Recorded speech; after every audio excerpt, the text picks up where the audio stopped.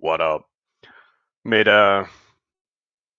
up, as it says in the title. Messed up, and I've been struggling with it. I wanted to just share some of the thinking around it, some of the processing.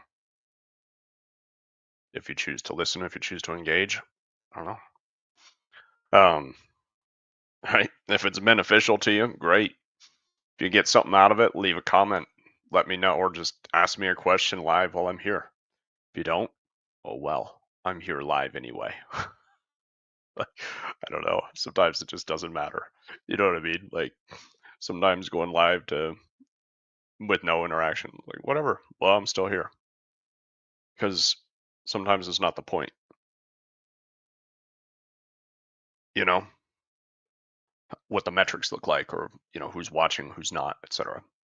But just been struggling with something that feels like it sits right in front of my face. And the irony of this is, it's the classic like I help other people figure this kind of thing out, and I've been struggling with it myself, which is sense of direction, purpose, but deeper than that, like just owning your gifts. What are you really great at, right? What are you naturally gifted at? Where can you make the most significant impact? Who can you help the most in the shortest amount of time? What are you really here to do? Those are questions.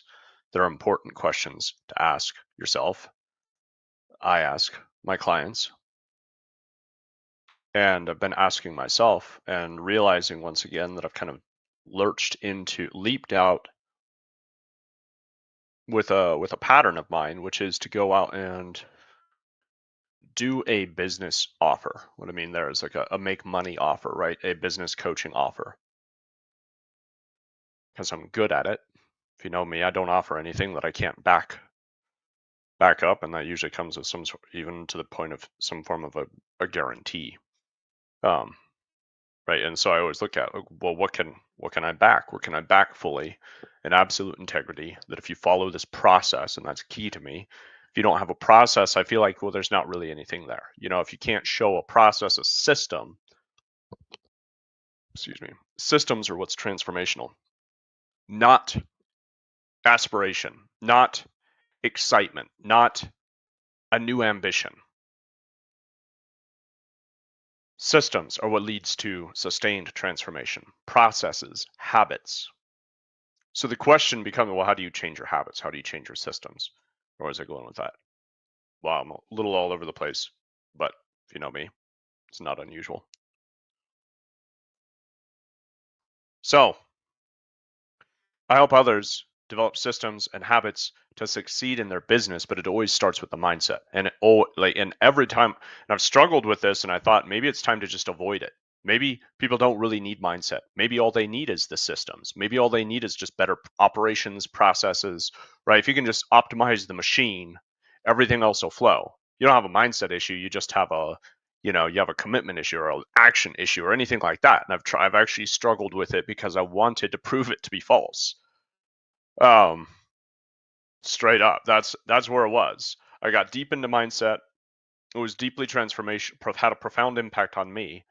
And mindset is also it's a widely misunderstood and misused word. So I mean, it's all over the place. I'd be curious. I mean, it's one of the interesting kind of feedback questions. What does mindset mean to you? And genuine question. Drop an answer. I'd love to see. Right? What does mindset mean to you? What does it mean to anybody? You say mindset, and people are, I don't know. You're just inviting all kinds of ambiguity and vagueness, right?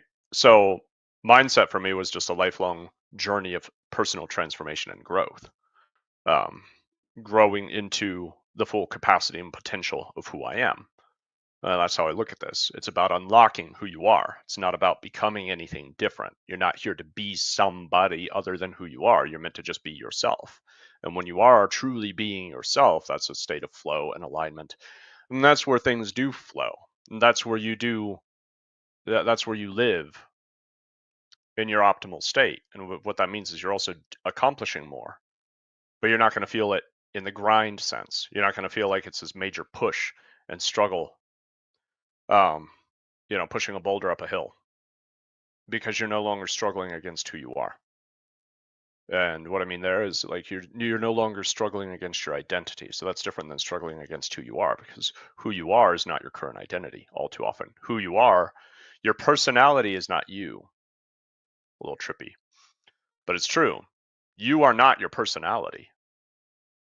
You're just not, right? The personality is a construct that we live as we have to put something forward. You can't live without a personality. So it's not that there's anything wrong with personality, but there are a lot of things wrong with personality tests that just take a measurement of your current self-judgments. They're not helping you discover who you are, right?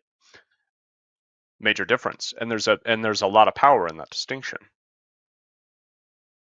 So all this to say, I come back out, as I have for years, with a business offer because I feel like, well, it needs to be practical, it needs to be pragmatic, it needs to be functional,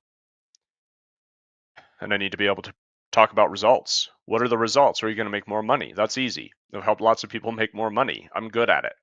So I'm just going to do that. That's great. When I say just, I'm like, that's cool. That's going to be my focus. That's going to be what I own in the market.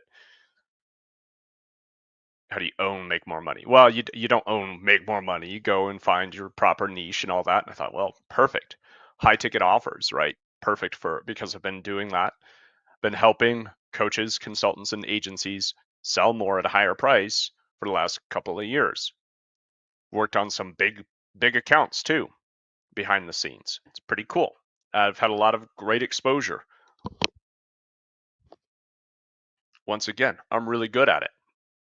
We can put together an offer, a high ticket offer, and when I say high ticket, I'm like $10,000 and more, very quickly for somebody if you're motivated, if you're in the right state, right? If you've already had some success, you already know what you're doing, easy. And that doesn't mean necessarily that you've had success as a coach or a consultant. You might have had success in other arenas, other fields, other industry, other wherever you are, right? Other what am I thinking? Like career, other journey. You might have worked somewhere else, been part of another business, etc. And then you can translate those skills over. Really good at it. But it's interesting. It's in Jim Collins talks about this as the hedgehog concept in Good to Great, and it's always interesting reading Jim Collins stuff because for a lot of reasons, obviously. But he talks about big corporations. So sometimes it can be hard to figure out, well, how does this apply to me as a entrepreneur, solopreneur, etc. Or it's kind of like me, a solopreneur with a loose team. That's where I fall. Not quite solopreneur. Don't really have a bit, you know what I mean? Like it's an odd space. It's where I want it to be. It's nice, light, lean. Um, you know, that's what I'm building it to be to support the lifestyle that I desire, not the other way around. But one of the things is, the hedgehog principle. One of the, it's just it's a Venn diagram, one of these quadrant kind of things, which is great. One of the questions is, what can you be the best in the world at? And he makes it quite uh, clear, it emphasizes that it's not what are you currently, like what you have the potential to be the best in the world at isn't even necessarily what you're doing right now. That's just really interesting, right? And so all these corporations, big corporations that made the leap from good to great, part of that process that he distilled was that they always explored and defined to some degree what could they be the best in the world at. It's a great exercise, great question, right? And as I was reading that over a year ago, sometimes it takes things a little while to sink in. Yes, people, I do my best to look smart, but it's no, I definitely just process in my own time, and I process through experience, which I think is part of the value that I bring, because everything that I then share with anybody that I work with or I support is always coming through lived experience. It's not just coming from, oh, I read this and it sounds good, let's try it on you, right? And I'm not here to be anybody's expert. Part of what I live by is that you become your own expert, you become your own authority. I think that's a whole nother issue, a whole nother topic, is the expertitis epidemic in Western culture, especially in America. We've been trained to trust the expert, and that means we don't trust ourselves. I'm saying right? You need to. If you're going to be decisive, if you're going to be confident, which if you don't want to be, that we're never going to get along, right? Just no point in beating around the bush there. You know what I mean? But if you're ready, wherever you're at in that journey of confidence is an ongoing thing, right? If you're ready for that next level, a lot of times it's part of that process is reclaiming your own internal authority and knowing what's best for you.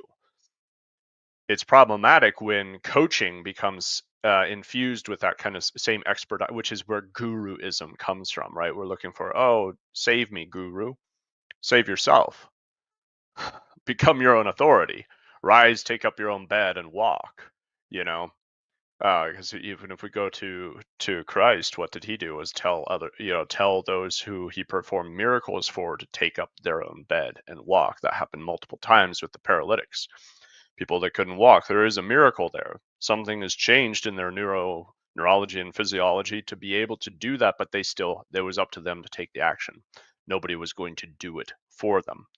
So I look the same for us is just it's up to us to make these decisions for ourselves and to own our own internal authority. That's part of where your confidence comes from, is when you know what's best for you and you act accordingly. I've had the most lingering cold. I always hesitate to say some of these things online because honestly, a lot of people out there are just weird. And as soon as you say one little thing, they're all of a sudden like, "Oh, I've got this tincture, I've got this thing, I've got this crystal."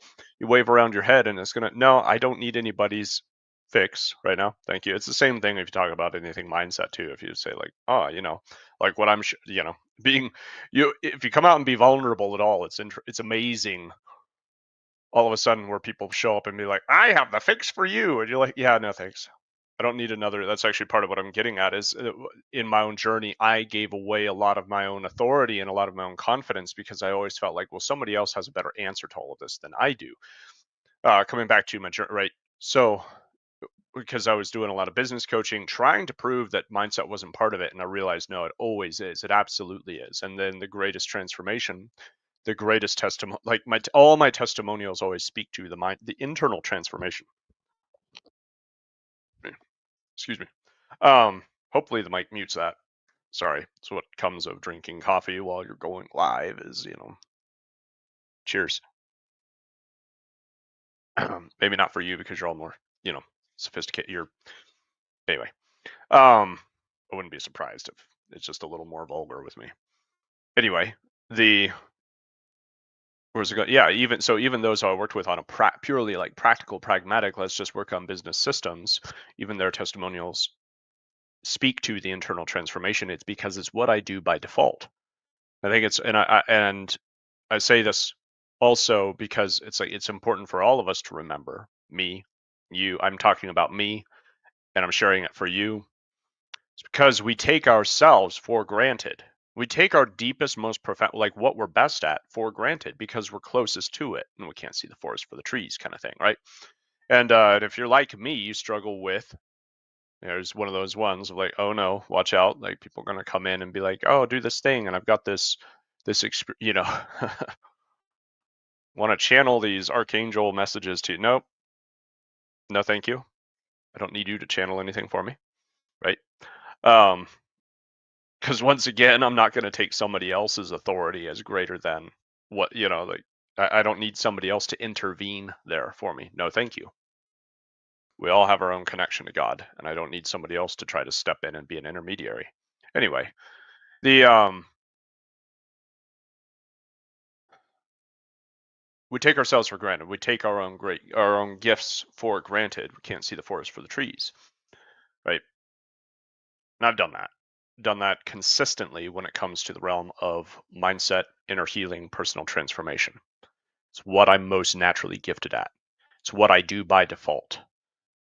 It's what I do without thinking about. Really, like and I do think a great deal about it, by the way, right? I obsess over it because I'm always looking for, how do we make this more actionable? How do we make this more applicable? Because part of my journey was also going to, because I've been through immense challenges and struggles. I've been through immense amounts of just mental obstacles and hurdles to get past, coming up against what feels like invisible brick walls, moving forward, striding into greater and bigger things. It's a shift of identity. That's all that means internally.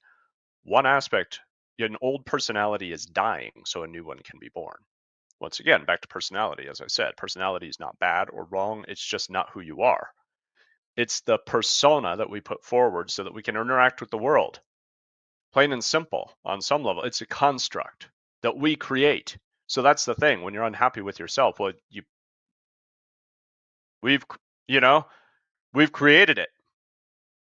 The good news is you can change it. You can recreate it. You can change it. And that's one of the things that in today, right now, there's a deep sense of a loss of agency, which is tragic to watch, right? And honestly, and this is again where I have an issue with expertitis, is because therapy is a part of this, because therapists get people so wrapped up thinking about their problems, they're not actually and talking about, oh, where did it come from? How do you feel about that? How do you feel? Bullshit. Excuse me. Kind of like trying to not cuss so much, and then every time I get heated up.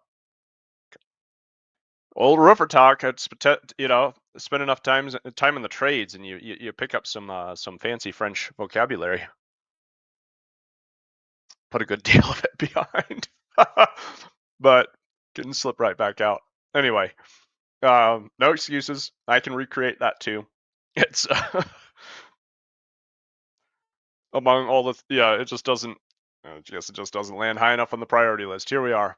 But it's all right. That's the problem with therapy, is it actually keeps you stuck thinking about and talking about. And a lot of therapists don't even know what the hell they're doing. They just have the worksheets and they're going to talk about, oh, well, here's a victimizer formula. And it's not that therapy intrinsically is not bad. There's a lot of beauty in therapy.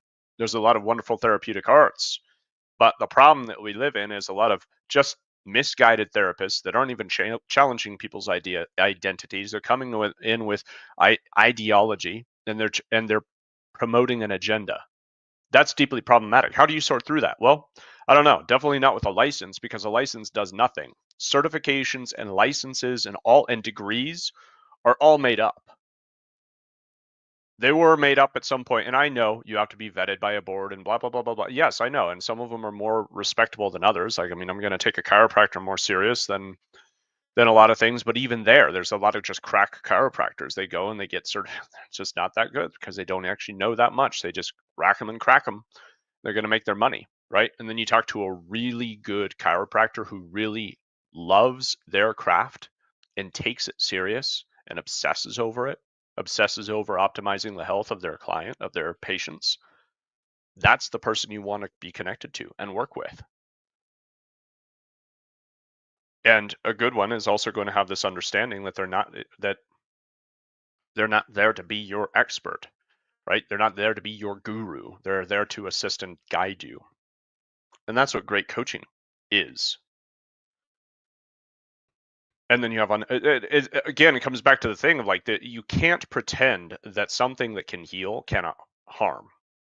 Coaching has just as much potential to do deep damage as it does deep, profound good. I'm deeply aware of that. I have the potential to be to do deep psychological damage because of who I am, my own gifts and talents, what I'm good at, and the experiences that I've been through. Right? I'm here to harness it and turn it the other way, to use it for good. I think that's all of us have that kind of point in question, right? A lot of times too, it's even a contemplation when it comes to if we're struggling with ourselves and we feel like I've got this weakness. A lot of times it's just it's not your weakness. It's just that area of yourself, of your being, that has the greatest potential. And if we don't harness it properly and appropriately, it goes the other way. It's not a weakness. It's just your greatest potential being misdirected. Which doesn't mean anything wrong about you. One of the just keynotes that I want to underline, highlight as I'm just talking with y'all, is don't blame, don't use any of this to heap guilt or shame on yourself, right? Because guilt and shame both prevent healing. Shame especially. Guilt, I don't know, interesting contemplation there. I think sometimes guilt can be one of those feelings that can catalyze, okay, I need to change something, but we can't stay in it. That's just another keynote. I mean, just when it comes to the process of internal healing, is a lot of times it's just resolving unresolved emotion. I'm amazed how many people out there are talking about being like NLP or a mindset, this or whatever, and they don't know how to process emotion. In fact, they're afraid of it. And they'll say these crazy things like that anger is bad or harmful and hurts you more than others and all this kind of stuff. And it's like, no, the reality is anger is there to catalyze you into action. But if you suppress it, if you're afraid of it, it'll eat you alive. Really. It'll destroy your internal organs. That's what it does. I'm not a doctor, but I study the energy of the body. It's part of my work is energetic healing, not in like a Reiki way. Nothing even again, like I don't have a stance on it for or against it. Seems very fascinating. It's just the way that it is when you're dealing with deep rooted subconscious beliefs, identity work. There's energetics. What does that mean? Well, it's just the natural energy is what everything is made of. So sometimes it sounds really like woo, and not bad or right or wrong there. I think it's just unfortunate that a lot of times you say the word energy and it's like, oh, there's gonna. I don't know. I don't I just go for what's the pragmatic simple process because once again I want everyone I work with to feel equipped and empowered to do it for themselves. And I'm a facilitator, a very good facilitator and best at the process that I have developed myself. And again, part on my own journey, I took it for granted and I was struggling and I thought, well, and I kind of fell victim to like going down the rabbit hole of some of these other things of like people that are saying, oh, we can do this, brain brainscape rewiring and this hypnosis session and the kind of things like that that sounded very like, well, I mean, hopefully this works, but you have no idea what's going on. You sit down and you do this visualization and you're like, you get down, they're like, do you feel better now? Oh, do you feel like better? You're like, I don't know. How did that feel? I'm like, well, I mean, it felt weird. You know what I mean? Like, did you feel emotional? Yeah. Um, You know what I mean? Not helpful. Did you feel emotional? Well, yeah, duh. Did you feel emotion? Did you feel emotion move in your body? Well, yeah, of course. Could I pinpoint anything that's like, oh, I was operating this way coming in.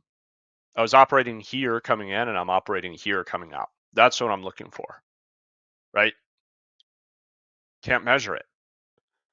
So again, I don't get me wrong, not against some of these arts that are very fascinating and can be very useful. NLP is one of them. Great stuff. I think a lot of times it just turns into a dogma, and then people are like, NLP is everything, and then they get fixated on like, oh, you gotta remove these words from your vocabulary. I was trying that for a while too, like making sure that you're only saying the right thing. Listen, what you say is tip of the iceberg. What you say is tip of the iceberg. If you want to shift your identity and your belief systems, which are way down here in the subconscious mind, which by the way is your neurobiology extends throughout your whole body. So your mind extends through your body, not just in your brain. So that's part of the distinction between mind and brain. And this is not, look, if we wanted to go like white coat science on this, it's not. Who knows? Whatever. Right? Not here what I'm here to do, but I can tell you that your neurobiology extends throughout your body. I love, and by the way, I mean I love studying modern science, neuroscience, and those kind of things. I also, I'm a big proponent of integrating and studying and paying attention to the ancients, because those people that wrote things down before Gutenberg, those things that were worth writing down and printing, right, which meant transcribing by hand, that was valuable stuff. Unlike today's world, where it's like everybody is a #1 international best-selling author, and you're like, what the hell does that mean? Well, what they did, let's peel the curtain back on that one.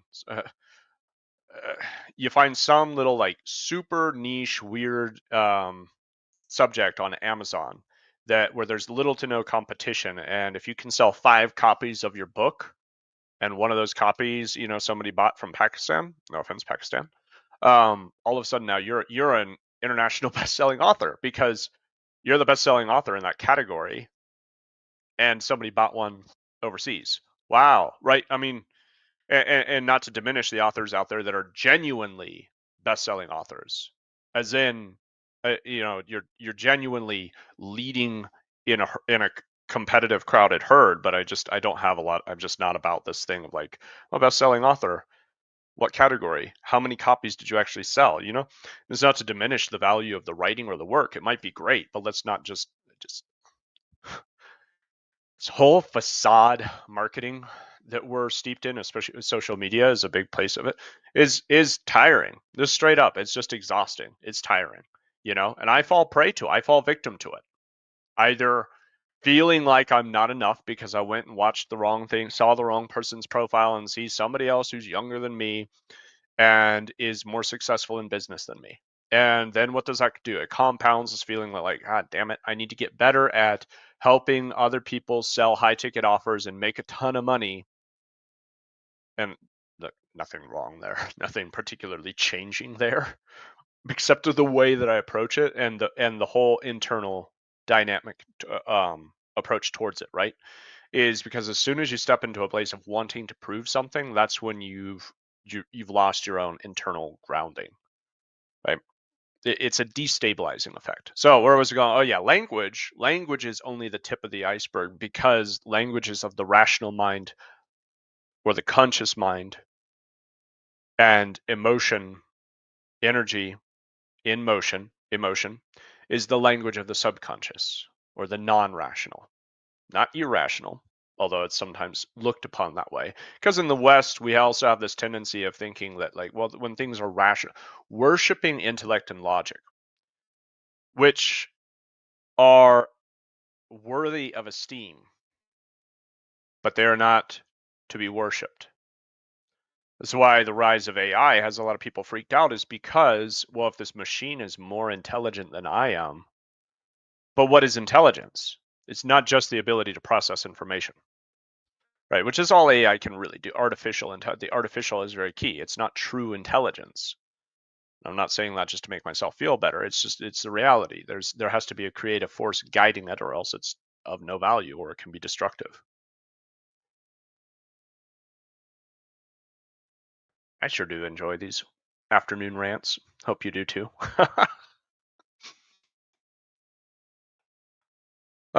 Intelligence, though, in the West, because we're very rational, logical, as a general cultural theme of Western Europe and the United States, North America, right?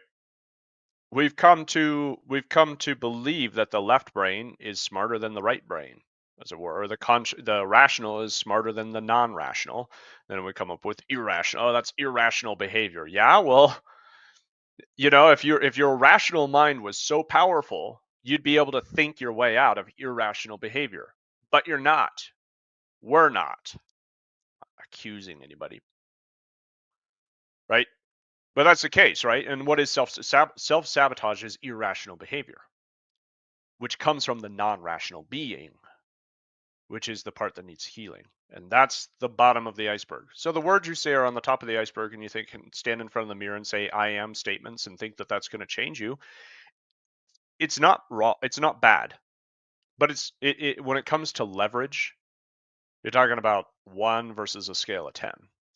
That's it. You know, so standing in front of the mirror and trying to say things that are contradictory to your current belief system is just asking for a lot of challenge. That's not wrong. That's not bad. It can be it can be a great way to open the challenge up and pull things up to be healed. But it's not the end all be all. So that's my critique of right. Once again, NLP is really deep, really profound stuff. I've studied, want to study deeper. I love it. I just noticed that a lot of times people get into NLP and mindset, and then they get fixated on the vocabulary piece, which is the rational piece, and then they miss the emotional piece, right? And if anything, try to find ways to hack their way out of negative emotion, because negative emotion is feared. And it shouldn't be the case. Negative emotion is meant to pass. Okay. We're not meant to live in it, but if you stop that energy, it'll find another way. That's the problem, because energy must flow. So if you stop or stifle or suppress energy, you're just asking for bigger problems somewhere else. That's it, because it must and it will flow. Sometimes that flow is self-destruction, because it has to go somewhere. if you're not channeling it the proper way. So anger is a catalytic energy. It's a very strong force, to circle back on that loop, right? Anger is not to be feared, suppressed, or anything like that. It's not a bad thing. It's just easily misused. It's easily misdirected. And a very immature approach is to try to avoid anger or transcend anger. And that's the problem with a lot of this stuff, is like, you know, a lot of like the new thought teachers and writers and stuff like that have some fantastic points, but all too often they just go to this place where it makes no sense, and it's like mental gymnastics, you know, and pointless statements that are self contradictory. And if you don't get it, well, you're not enlightened enough to get it. Oh, it just doesn't make sense to you yet. I guess you just need to. You're just not enlightened enough to get it. Well, if you pay me more money for my big guru mastermind, maybe eventually you'll get it, kind of thing. I despise that, straight up. I despise it. You know, because the truly wise make things simple and understandable, because they understand. Because yeah. So anyway, that rant aside, all this to say, I've messed up considerably because I thought that my worth and my value was going to be found on the business side of things, when as it turns out, my deepest value comes on the mindset side, on the personal transformation side. And oops, cancel that. And it's been a long road to get to the point where I can just stand with confidence again and say that, which I know can sound self-contradictory, which is the danger of saying this on the freaking internet, is because wrong person watches this and they think, oh, he needs my help because I have the secret neuro hack. No, you don't. Right? Like, oh, well, if you've struggled with confidence, like you just struggle with confidence as you're developing your skills. It doesn't mean that you don't have confidence or that there's something wrong. It's a struggle, because life is a struggle. It's a matter of finding what is the struggle that is worthy of our time, that is worthy of, right, that is worthy, period. Because life is suffering. But when we are suffering for something great, that's what passion means, by the way. Willingness to suffer, period. It doesn't mean anything good, and it doesn't mean anything bad specifically. Oftentimes it is, but like in spiritual works, it speaks to the passions as a bad thing, as a spiritual ailment. What's that mean? Because the passions are those self-destructive tendencies that we are willing to suffer for, right? As an addiction or just bad behavior, right? When we choose the wrong, when we choose to do something that is destructive to our internal being, that is we're willing to suffer for that, because we want the fleeting pleasure that is followed by the the pain. That's passion. It is. But we can choose to harness our passion for the good, right? And be a passionate entrepreneur, right? Passionate about our mission, passionate about our purpose and our calling. That's what I think that's what we're all called to. That's what we all desire. That's the question of what is it? What's the meaning of life? Well, life is suffering.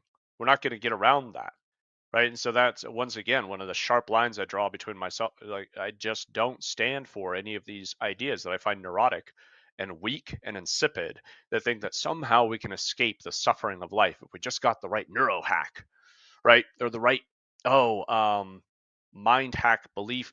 I'm going to make a new empowered decision. Now I don't suffer anymore. BS. Once again, trying to be a little PC here.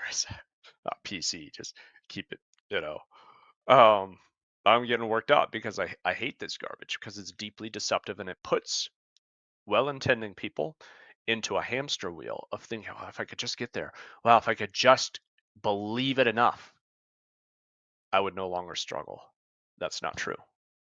When you believe it enough, you struggle appropriately. Anyway, so rant aside, because I'm choosing to speak vulnerably, and sometimes, yeah, on the internet that can go all sorts of ways. Not going to change me choosing to be vulnerable, because that's part of who I am, and it's part of authenticity as far as I'm concerned, and that's a keynote for me. I'm just not going to show up as anything other than who I am, right? Other than authentically. So my struggle with my on this journey has been starting to seeing over and over themes of it as they come up. It's like they come before my eyes, and I'm just not. Now, for whatever reason at the time and timing of things, I wasn't ready to step out and just own that. But now's the time. Now's the time. Right? In the past, I thought, oh, these other people know more than me. I don't know enough because I don't have the certification or the whatever. Right? I should get, certified in neuroscape hacking before I choose to just be a mindset coach and not just a mindset coach. First of all, just is a little diminutive, and I don't mean that. I don't mean any diminution of mindset coaching. What I mean is, well, I'm not just a mindset coach, is because the business side of it's not going anywhere.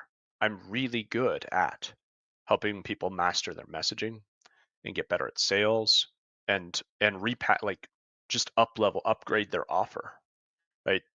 To stand out with a more authentic personal brand, which in turn is going to attract better clients at a higher price, right? All that's there. That's all. None of that's going away. It's not like all of a sudden I lost my expertise in these other realms. They haven't diminished. They've only grown with time. I've only gotten better at it.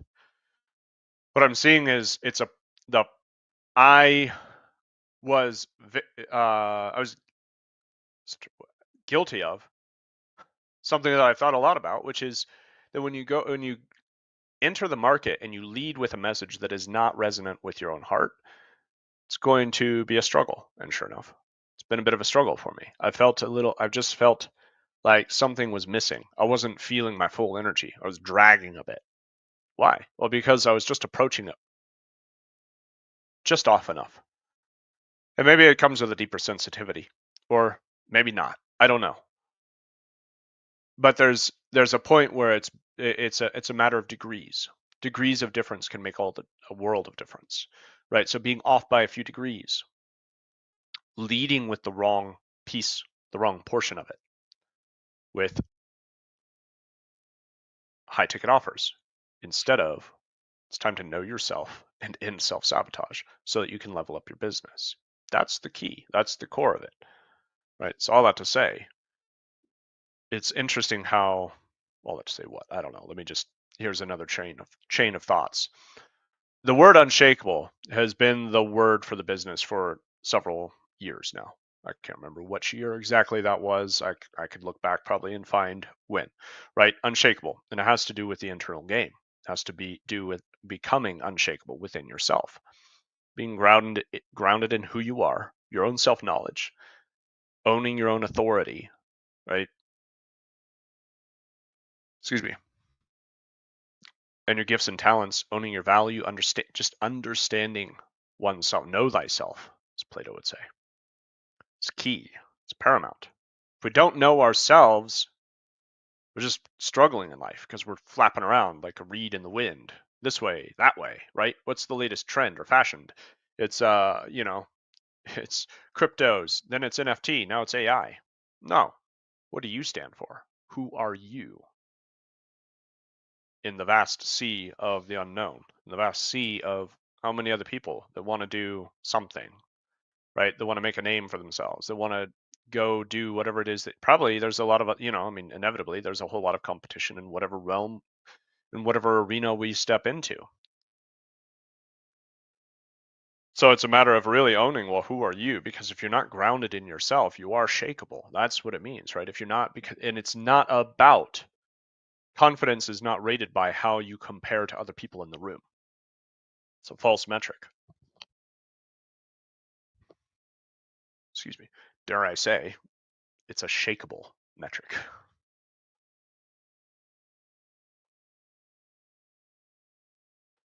So self-knowledge and the reprogramming of the subconscious mind. And that's the missing key for all too much of this. Because we think, oh yeah, I'd like to shift my identity, but how? I'd like to let go of limiting beliefs, but how?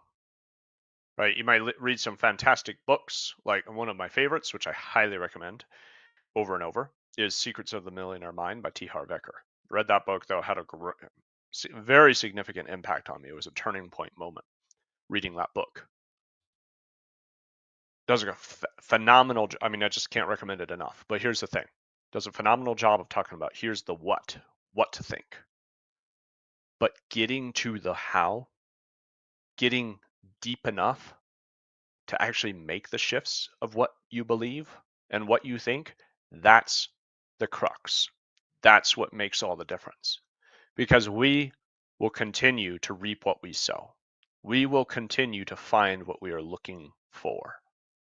What are we looking for? Whatever we believe, right? So this is why it actually becomes deeply uncomfortable work, is because you have to acknowledge, what are you currently looking for? A lot of times it's not what you really want per se, what you rationally say, oh yeah, I want to be a success, but you keep ending up with failure, right? And how does that take place? Now, I'm not talking about like failure. I'm saying you're like, yeah, I want to break my revenue ceiling. I want to go to that next level. But how? And it's not happening. Why? Because we will continue to, I mean, life reflects to us who we are. That's it. You find what you are. The world around you will conform to your own beliefs. Doesn't mean we get to impose those beliefs onto others in some kind of like weird way, right? But it does simply mean that life is a reflection of our belief systems, of our identity and set point, right? So you can't achieve a greater level of success than your identity. We see that in a lot of businesses. They get to a certain point where it just starts to fall apart and the owner burns out because they're struggling with operations, but it's not because of the operations. It's not a technical fix, it's a mindset fix, because they're not really ready to step into a bigger sphere because their identity is here. So the difference between your vision and your identity, right, is pain and frustration. If you know what I'm talking about, you'll know exactly what it's like, right? And then there's the self-limitation, which is an amazing, you don't see this in the animal world, but of course they don't have the capacity that we do. So I'm not saying I'd trade places with them, but it's just like we have this incredible capacity. And once again, like I said earlier about capacity, it can go either way. We have an incredible capacity and we oftentimes use it to self-limit. And when that happens, and that's what's that boil down to, is living a lie about oneself. Believing something that is a lie. It takes a great deal of energy to prove a lie. Right? If if you can think back to when you were a kid, you probably had a time where you did something and you tried to lie, cover it up with a lie. I don't know. Or maybe as an adult, right? I'm like, you know, yeah, you can think of the time, if you have a time that you might think of it and you realize, wow, yeah, I spent so much. I was like coming up with a story, using lots of words, putting a lot of energy into it. It's like, if I was just telling the truth, it'd be really simple. Same thing with same thing. What am I saying? It's just there are studies about this that liars use more words. They're more verbose, and now you're like, oh man, this guy's been going for a while.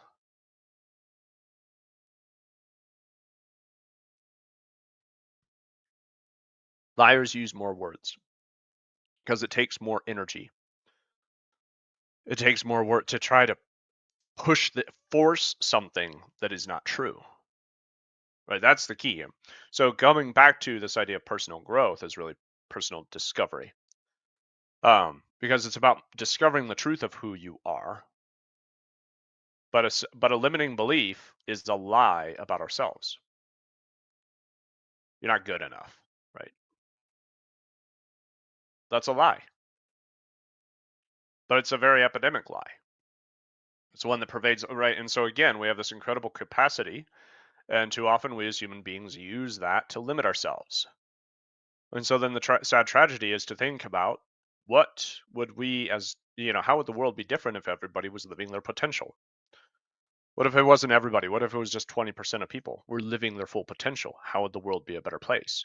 Exponentially. And yeah, I don't think is it 20%? I don't know. Probably not, is my feeling. Anyway, I think more of us can step up to the plate. Can we ever achieve our full potential? Oh, that's a whole other question. That's a bit philosophical. Probably not. I mean, that seems like an ideal but ideals are meant to be striven towards. So we hold that as an anchor point to always move towards, because if we don't have something to move towards, we go stagnant. and static.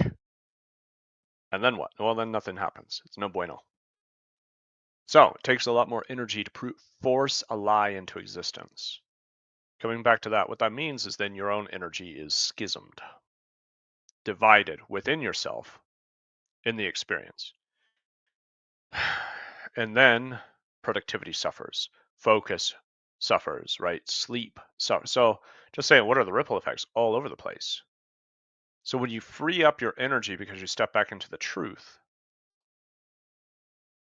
you reclaim immense amount of capacity and energy and honestly peace of mind that is yours. It's already yours. And then you're able to leverage and harness that energy towards productive pursuits. But if you're stuck in a rut in some way or another, and this is the thing, it can be a game of degrees. It might just be 1 or 2 degrees off, and you're just feeling like, something's not right though. And all of a sudden I feel like I'm pushing a boulder, right? Then we should talk. That's really what it comes down to, right? Or somebody, and it's not that you can't do this for yourself. I believe you can. I'm not going to say, I think that's a lie. The idea that you can do it for yourself. It's just coaches can help you do it better. A good coach, the right coach, you know? And so all that to say, that's what I do is reprogram the subconscious mind, heal these energetic wounds, because that's what it comes. Emotions are meant to be are a loop that's meant to close. When they don't close, so when anger gets stifled, for instance, it creates shame, creates a lot of boundary issues. And if you've had your boundaries crossed a lot, there's very likely that there is an anger issue that's unresolved. And again, this isn't to accuse, and it's not because there's a shame. There's no freaking shame. Part of the problem is all too often, people that want to talk about transformation and healing are carrying around a whole bunch of shame. So you don't want to work with those people because they're ashamed of themselves still, and they're trying to fix you so they can feel better about themselves. Run like the plague. I guess you don't run like the plague, but run from them like they're the plague, because they are. That's the plague of coaching, is insecure coaches that are out to fix other people so they can feel better about themselves. That's why we all need accountability. It's because that's a human tendency. It's a human trait. It's why, it's the classic joke, psychologists trying to fix themselves. And I get it because I'm in the realm of psychology and what I do. Always have been. It's always been my deepest fascination, is the spiritual growth and the psychological work of the way that the human being grows. Why? Well, because I needed a lot of help, and I've gotten a lot of help along the way. And that's why I'm also a proponent of, you can do it for yourself. You can have your own personal journey. It just might take way longer than it needs to. I'm here to support accelerating that journey exponentially. To do in a course of a month what would normally take a couple of years, right? That's another cool thing, is I've had multiple people come to me that have tried plant medicine, ayahuasca, all that kind of stuff. That's a fad. That's a trend, and they go try that, and they're like, cool, this awakening, this experience and all that. And then a couple of months later, they're back to where they were, if not struggling harder. Why? Is because it's not a real fix. Anything like that is a bypass. It's not the real solution. And that's why it's important to be wary of such things. It's just this trend right now to try to heal PTSD with psychedelics and stuff like that. I don't, if it's really working, then more power to them. I'm not going to stand against it. My warning, my caution is, if you're looking for an external solution, it'll keep you looking for external solutions. That's the core of this, to understand this solution to the challenges that you face. The solution to your internal challenges is internal, not out there. So don't look for an external solution to the internal challenges that you face, because you are already the solution to those problems. It's just a matter of unlocking it, untapping that potential, right? So I messed up in a lot of different ways, and it was taking a toll on me, even just in these past few days. as this has been very fresh, very top of mind. Excuse me. And so I live, and once again, I think I said that earlier on, like I don't teach anything that I haven't lived, that I haven't put to the test for myself, that I haven't experienced it and seen it to be true, known it to be true in my own embodiment, and then I can stand behind it. And so this has just given me another layer of insight into this process of just when you're off by a few degrees, it can feel mostly good. But the key is if it's sounding good up here and you have doubts down here, which is in your heart, right? So it sounds good to your head. You're like, yeah, okay, this lines up. This makes sense. This sounds right. This is good. This makes the numbers add up, whatever. And that's the problem with the way a lot of business is approached, niching, etc. Offer packaging, all those kind of pieces, which are like, this is again, what's ironic is like I'm really good at helping people package an offer that comes genuinely from their heart so that they get behind it in a whole new way, which transforms the sales and marketing naturally. And then we can do things to optimize the sales and marketing too, because I'm really good at that too. Core fundamentals are what I'm best at. The fundamentals of communication, messaging. How do you communicate value? Well, you have to understand the value in the first place. That's the offer itself. The values in the transformation and the process of transitioning from point A to point B, right? Of achieving that transformation, that system, and then how you facilitate that, and then putting a price on it. How do you put a price on these things that are intangibles? Well, you understand the value, you price it by the value, not just by the deliverables, and that's how you can also scale as a coach, consultant, etc. Even as agencies, is understanding the value of your transformation, not your deliverables. Because if you're priced by deliverables, well, now you're a commodity and you'll get price shopped, right? So again, I'm not going to go. That's not going anywhere. I love doing that work, but when I sat down and I took too cerebral of an approach, which is like I know better, and yet I did. Yet the blessing in that, the gift in that, was because it gives me deeper understanding of this process, so I have more to share. But I did that, and I sat down, and I thought, oh well, the perfect thing is just to come up with, like, yeah, just more kind of a business offer, right? And to include mindset as the first stage of it. And it's funny at this point, it's like, well, nothing much changes because the offer itself doesn't shift.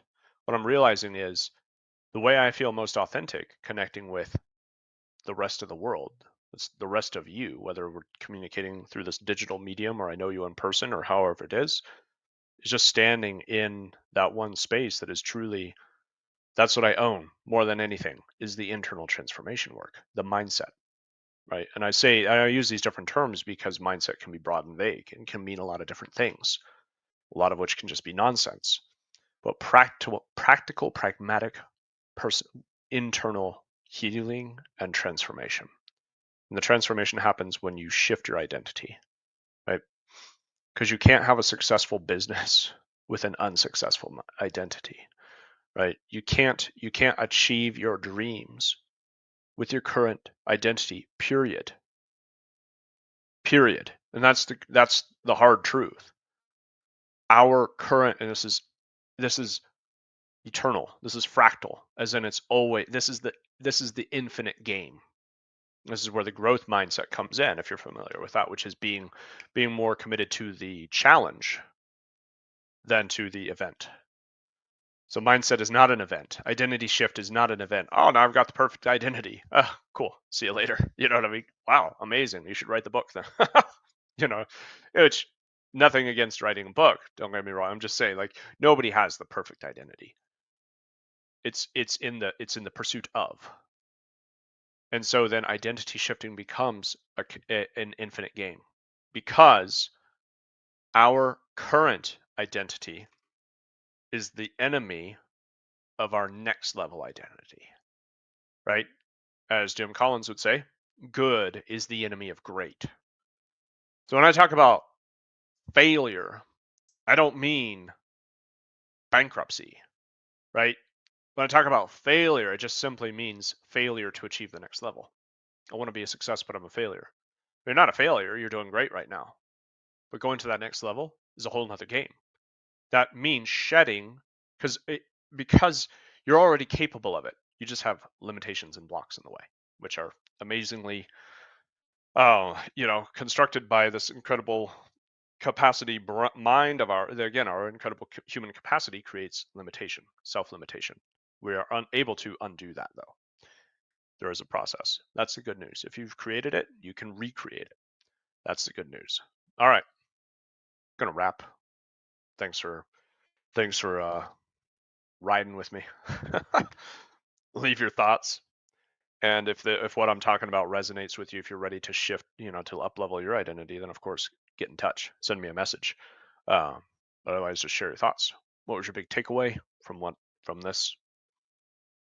So I know it can be tough sometimes because I talk about a whole lot of things. And that's not about to change. Not the most concise person in history, but there's a lot there. There's a lot of value to unpack. So let me know what you think.